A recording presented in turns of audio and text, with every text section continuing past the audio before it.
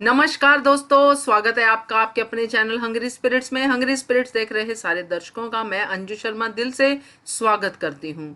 तो ये हफ्ता जो बीता है पुण्य श्लोक अहिल्याबाई में, वो थोड़ा सा डिसअपॉइंट करने वाला था, जिसमें सबसे बड़ी बात ये थी कि अहिल्या देवी ने इतनी बड़ी जीत हासिल की और उस जीत हासिल करने के बाद उनकी जो जीवन है, उनकी जो लाइफ है, उसमें प्रॉब्लम्स और ज्यादा बढ़ गई, ना सिर्फ गौतमा की तरफ से बल्कि खंडेराव की तरफ से भी। और इसी के ऊपर, इन्हीं सब वीडियोस के ऊपर आपके प्यारे प्यारे कमेंट्स आए हैं, जिसमें आपने अपनी भावनाओं को व्यक्त किया है। तो बारी है उन कमेंट्स को पढ़ने की। चलिए शुरू करते हैं, मगर पहले वही गुजारिश, जिन्होंने अभी तक चैनल को सब्सक्राइब नहीं किया है कर लीजिए।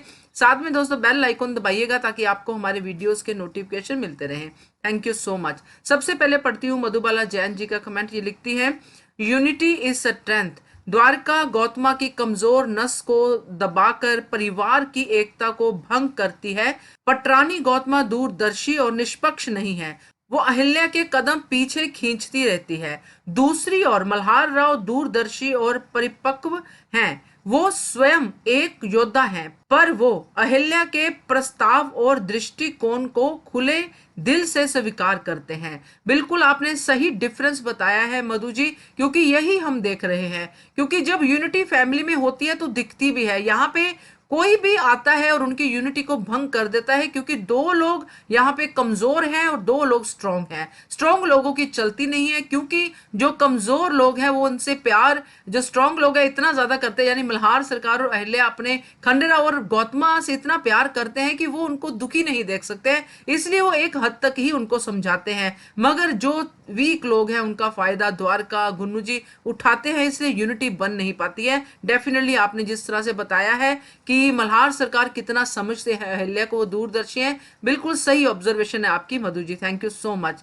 अगला कमेंट है प्रबीर दास का। ये लिखते हैं, गुन्नू जी एक्सपोज कब होगा और कितने टाइम लगेगा खंडेराव को गुन्नू जी का चाल समझने को? बिल्कुल हम भी इसी चीज को लेके परेशान है प्रबीर जी, क्योंकि ये सच में मतलब एक टाइम पे तो लगता है कि खंडेराव सब समझ गए हैं, दूसरे टाइम पे लगता है कि खंडेराव बिल्कुल ही सीधे हैं, मादे मिट्टी के माधव है, जिनको कोई भी किसी शेप में भी ढाल सकता है। तो आपको तो इंतजार है ही, हमें भी इस बात का पूरा इंतजार है। अगला कमेंट पढ़ती हूँ, और प्रबीर जी आपका बिल्कुल धन्यवाद है दिल से। और वो कमेंट है अगला, जो है उम्मीदी का। ये लिखती हैं, Khanderao is brave without common sense will not make a good ruler. I don't know what is there in the original history of Ahilyabai Sairam. तो उम्मीदी जी, असली हिस्ट्री के लिए तो आप हमारा जब कमेंट सेक्शन जो आप पढ़ते हो ना, उसमें आप देखिए बहुत सारे लोग हैं जो हिस्ट्री को जानते हैं और बहुत अच्छे तरीके से बताते भी हैं। मगर हम सीरियल की बात कर रहे हैं, जो हम देख रहे हैं, जो हमारा इंटरेस्ट कैप्चर कर रहा है। तो उस सीरियल के हिसाब से, उस कड़ी के हिसाब से जो आपने लिखा है कि ब्रेव है मगर कॉमन सेंस नहीं है, यही तो है बात, कि वो कान के कच्चे हैं, जल्दी बातों में आ जाते हैं। और ये एक अच्छे रूलर की निशानी नहीं है, क्योंकि मल्हार सरकार कान के कच्चे नहीं है, इसलिए वो अच्छे रूलर रहे हैं। और डेफिनेटली अगर खंडेराव काबिल होते तो आज अहिल्या की जगह उनका नाम होता, उनकी याद में लोग बातें करते उनके लिए। यानी कि अहिल्या से खंडेराव नहीं जाने जाते, बल्कि खंडेराव से अहिल्या देवी जानी जाती। तो अहिल्या देवी यूनिक थी, अलग थी, उनकी सोच अलग थी। मगर खंडेराव की सोच जैसे आम रूलर होते हैं वैसी ही थी, इसलिए खंडेराव अलग नहीं दिखे, अहिल्या देवी अलग दिखी। तो डेफिनेटली आपकी सोच काफी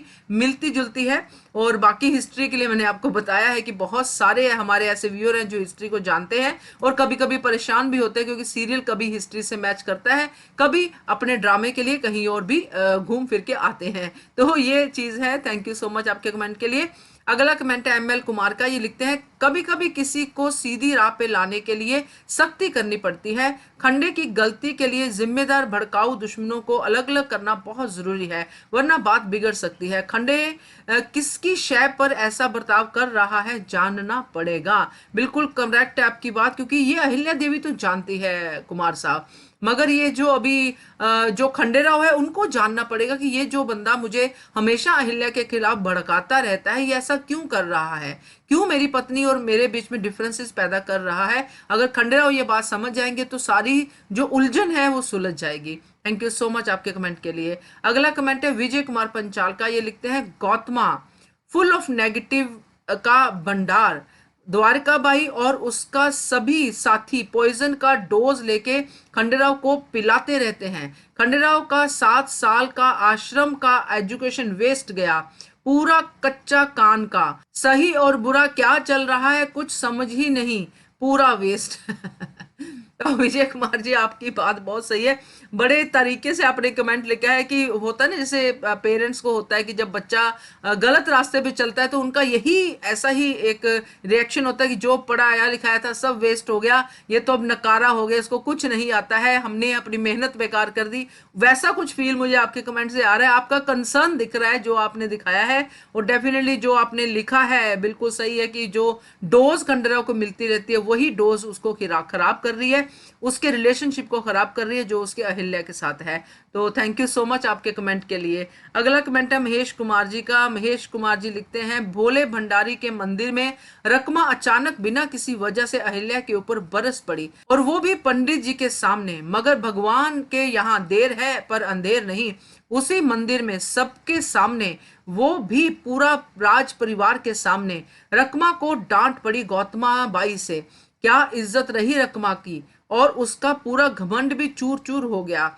आखिर भोले भंडारी के सामने उनके एक बहुत प्रिय भगत अहिल्या का अनादर हुआ है, तो आखिर उसकी परिणाम तो रकमा को भुगतना ही पड़ेगा।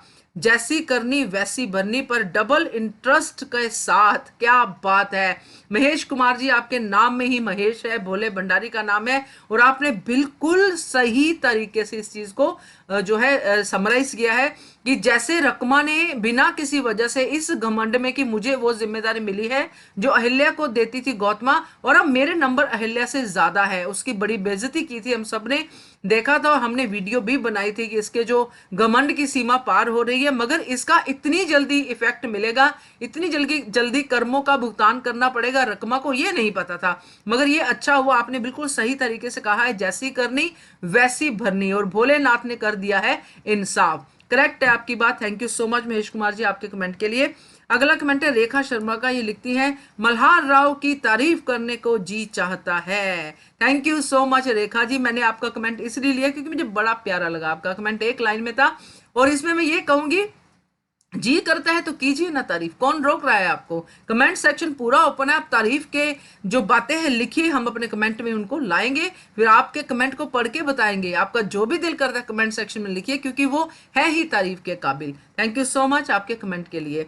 अगला कमेंट है शगुन का। ये लिखती हैं, खंडेराव जो कुछ मर्जी बोले या समझे, कोई भी आगे खतरे आए खंडेराव बच जाएं तो अहिल्या के दम पर ही। गौतमा ने केसर मिल्क अहिल्या बाई को क्यों नहीं दिया, उसका पहला दिन था दरबार में, कोई इतनी नफरत कैसे कर सकता है। तो शगुन जी, बहुत प्यारा कमेंट है, और आपने बड़े दिल से लिखा है, मगर जल्दी जल्दी में लिखा है, इसलिए काफी सारा पढ़ने में मुझे थोड़ी सी दिक्कत हुई है।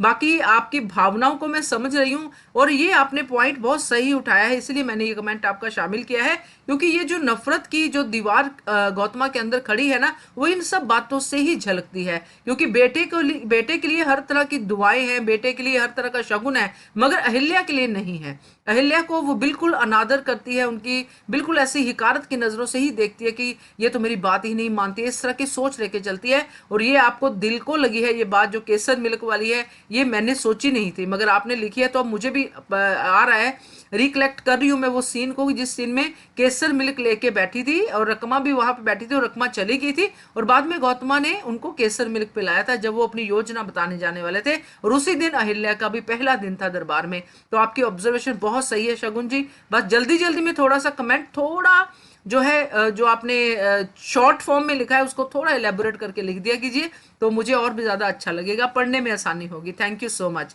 अगला कमेंट है गुलशन शर्मा का। ये लिखते हैं, हम जानते हैं कि अहिल्या ने शासन किया, तब भी उत्सुकता बनी रहती है आगे क्या होगा।